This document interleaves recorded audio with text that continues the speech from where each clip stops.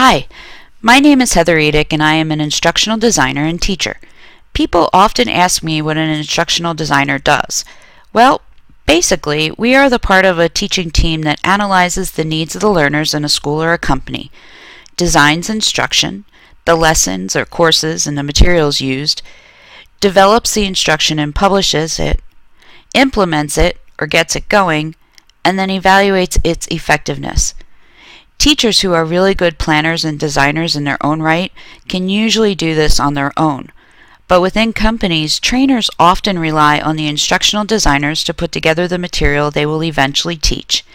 And then the instructional designer has to figure out ways to see if the training helped the people who participated.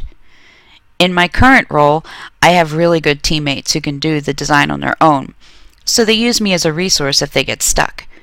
I spend a great deal of time, however, gathering information about our learners' needs and trying to put together courses or materials that will help them learn what they need to learn to do their job better.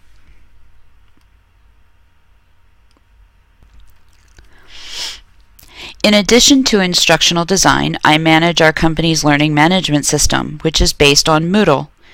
It's my job to make sure that the system works properly, that courses are set up properly, that we are gathering the right data, and that updates and customizations to the software are made. It might not sound like much, but it's almost a full-time job. Finally, I also consider myself a primary advocate for lifelong learning at this company. I can't let anyone here think that they can stop learning new things, improving their skills, and increasing their knowledge. The world won't let them think that either.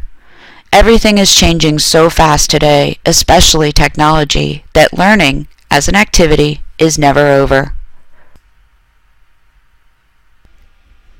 So how will you be successful throughout your life? By learning how to learn.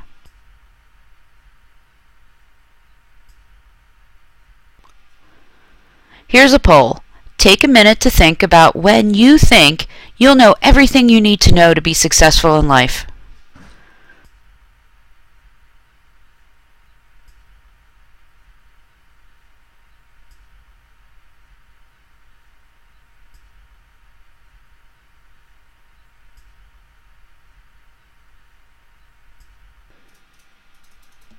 The reality is, teachers are preparing you for careers in technology that do not exist yet. Knowledge is, according to some, doubling every 8 years, and by 2020 it will be all about just-in-time knowledge. Those of you in the workforce then will be learning more on the job than teachers could ever teach you in school.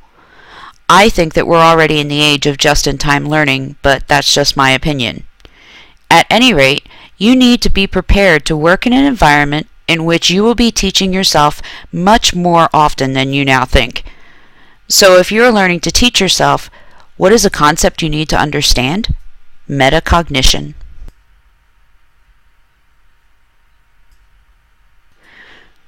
What is metacognition? It's a big word that means thinking about thinking.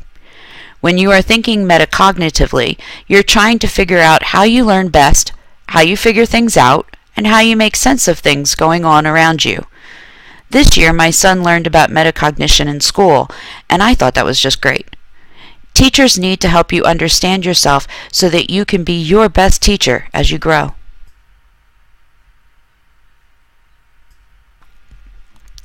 One way to better understand yourself is to know how you prefer to learn.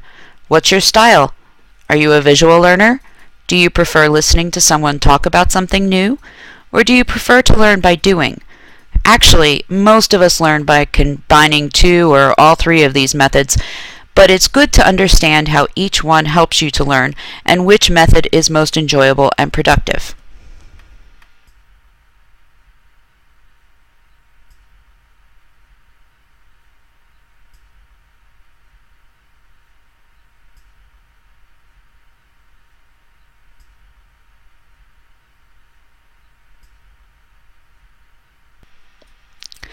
Because we tend to learn using multiple methods, teachers teach using multiple modalities.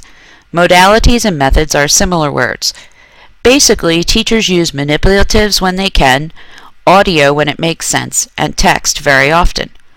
When they really want you to control how you learn something, They work with you on projects or create inquiry learning or discovery learning activities. These types of activities let you practice do-it-yourself learning, which is a very valuable skill to have. The more a teacher gives students the opportunity to engage or work with the content, the more students are likely to get it, especially if they understand how they think, how to find the information, and how they like to learn.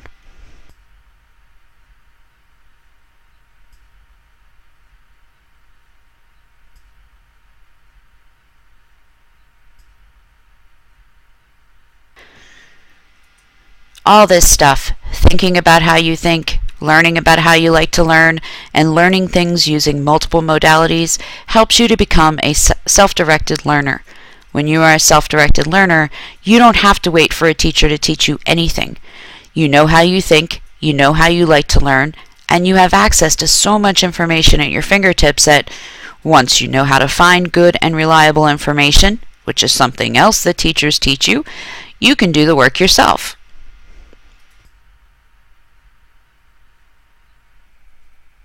Learning how you learn best is the most important lesson because learning is never over.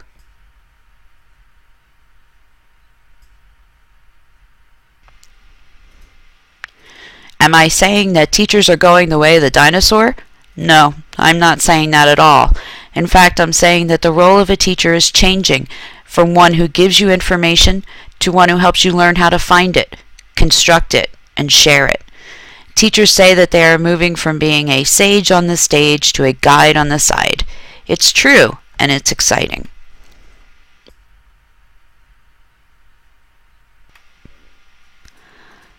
So what do you think now about how you will be successful throughout your life?